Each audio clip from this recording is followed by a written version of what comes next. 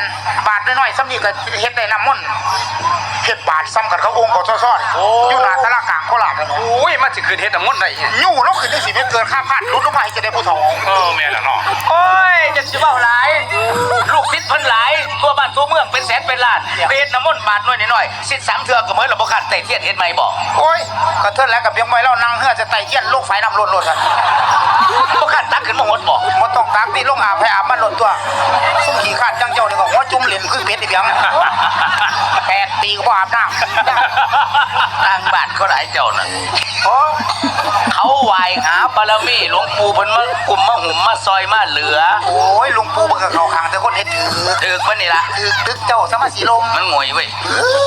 แนวสร้างเขียนแบบเขาเฮ็ดถือเบิดเจ้าของบ่เฮ็ดน้ำแบบเขา เป็นหยัง เขาบอกว่าเล็ก8หนเด้อพักเอาเล็ก4หนใส่แม่ อ้าวเว้ย พร้อมเพียงเฮ็ดหน้ากันพักก็กินปูนกินหินกินได้กินเล็กมาตั้งย่อยนี่ล่ะ กินเก่งนี่ล่ะ เอ้ ทราบบ้านเจ้ายังกินยังก็บ่เป็น กินเป็นแต่พักกระนิ่นเกี่ยวอยู่ขั้นหัวหัน แล้วเคยได้ยินข่าวว่าพักตำนินลงทับบ่ได้ตายเจ้าบ่นี่